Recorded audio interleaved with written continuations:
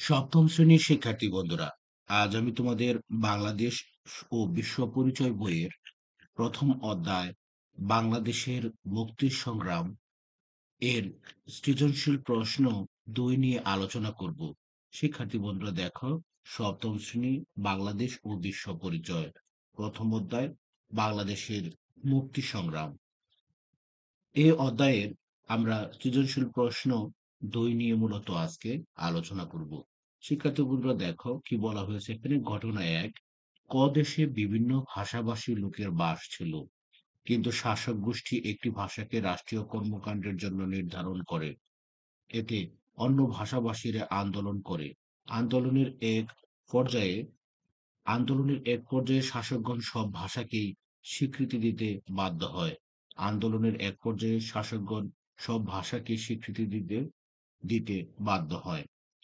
ঘটনা ২, দাদা তার নাতি তৌহিদুলকে বলেন তার বাবা আনসারী সাহেব পাকিস্তান জাতীয় পরিষদের সদস্য ছিলেন।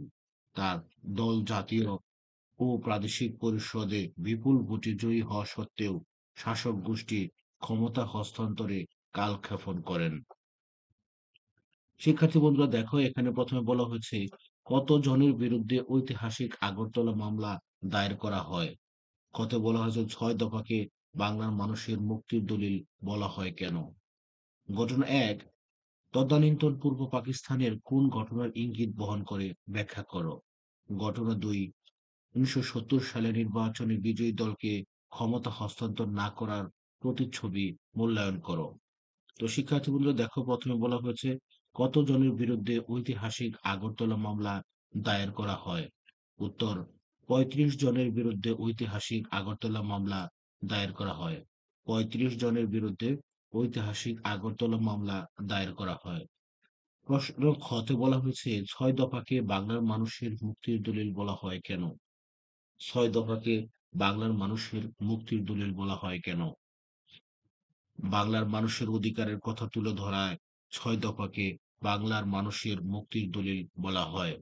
৬ দফা পূর্ব পাকিস্তানের জনগণের অর্থনৈতিক, রাজনৈতিক, সামরিক সহ সব ধরনের অধিকারের কথা তুলে ধরে।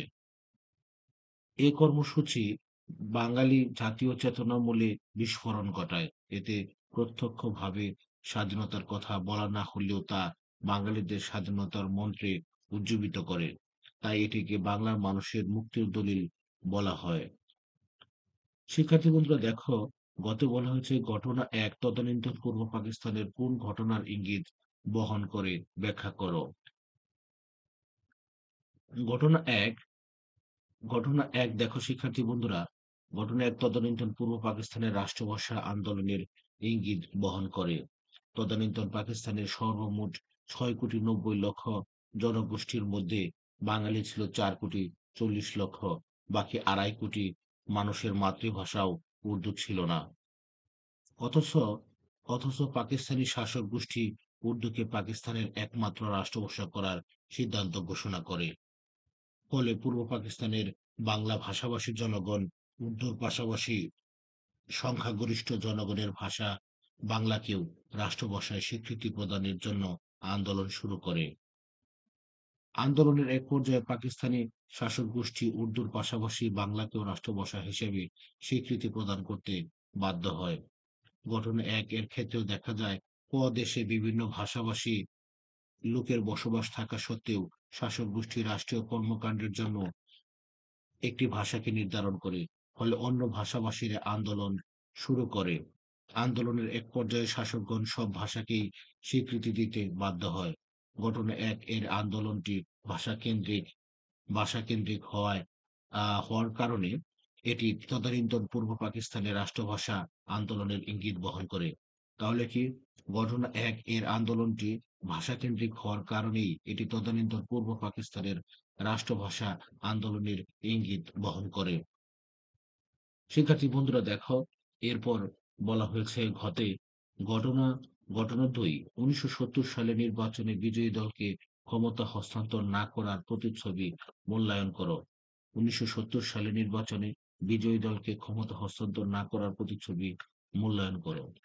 শিক্ষার্থী বন্ধুরা দেখো, এখানে বলা হয়েছে গঠন ২ ১৯৭০ সালের নির্বাচনে বিজয়ী দলকে ক্ষমতা হস্তান্তর না করার প্রতিচ্ছবি। বক্তব্যটি সঠিক। ১৯৭০ সালের ৭ই ডিসেম্বর পাকিস্তানের জাতীয় পরিষদ নির্বাচন অনুষ্ঠিত হয়। জাতীয় পরিষদ নির্বাচনে মূল প্রতিদ্বন্দ্বিতা হয় আওয়ামী লীগ ও পাকিস্তান পিপলস পার্টির মধ্যে। এই নির্বাচনে আওয়ামী লীগ জাতীয় ও প্রাদেশিক পরিষদের নিরঙ্কুশ সংখ্যাগরিষ্ঠতা নিয়ে জয়ী হয়। আওয়ামী লীগ নির্বাচনের পর থেকেই গণরায়ের ভিত্তিতে ক্ষমতা হস্তান্তরের জন্য বারবার দাবি জানায়। আওয়ামী লীগ ক্ষমতা গ্রহণের প্রস্তুতি নিলে পাকিস্তান পিপলস পার্টির প্রধান জুলফিকার আলী ভুট্টো তা বানচালের জন্য ইয়াহিয়া খানের সঙ্গে ষড়যন্ত্র শুরু করেন। প্রেসিডেন্ট ইয়াহিয়া খান ভুট্টোর চালে সাড়া দিয়ে পহেলা মার্চ জাতীয় পরিষদে ওদের অধিবেশন স্থগিত ঘোষণা করলে আওয়ামী লীগের হাতে ক্ষমতা হস্তান্তরের প্রক্রিয়া ব্যাহত হয়। ঘটনা ২ দুয়ে দাদা তার বাবা আনসারী সাহেব সম্পর্কে নাতিকে বলেন, পাকিস্তান জাতীয় পরিষদের সদস্য আনসারী সাহেবের দল জাতীয় ও প্রাদেশিক নির্বাচনে জাতীয় জাতীয় ও প্রাদেশিক পরিষদ নির্বাচনে বিপুল ভোটে জয়ী হলেও শাসক গোষ্ঠী আনসারী সাহেবের দলের নিকট ক্ষমতা হস্তান্তর সময়ক্ষেপণ করেন। পরিশেষে বলা যায় যে ঘটনা ২ এ বর্ণিত বিজয়ী দলের নিকট শাসক গোষ্ঠীর ক্ষমতা হস্তান্তরে কালক্ষেপণ করা ১৯৭০ সালে নির্বাচনে বিজয়ী দল আওয়ামী লীগের নিকট ক্ষমতা হস্তান্তর না করার প্রক্রিয়ার অনুরূপ। তাহলে আমরা কি বলতে পারি? পরিশেষে বলা যায় যে ঘটনা ২ এ বর্ণিত বিজয়ী দলের নিকট শাসক গোষ্ঠীর ক্ষমতা হস্তান্তরে কালক্ষেপণ করা ১৯৭০ সালের নির্বাচনে বিজয়ী দল আওয়ামী লীগের নিকট ক্ষমতা হস্তান্তর না করার প্রক্রিয়ার অনুরূপ। তো শিক্ষার্থী বন্ধুরা, আজ আর নয়, আবার কথা হবে পরবর্তী ক্লাসে।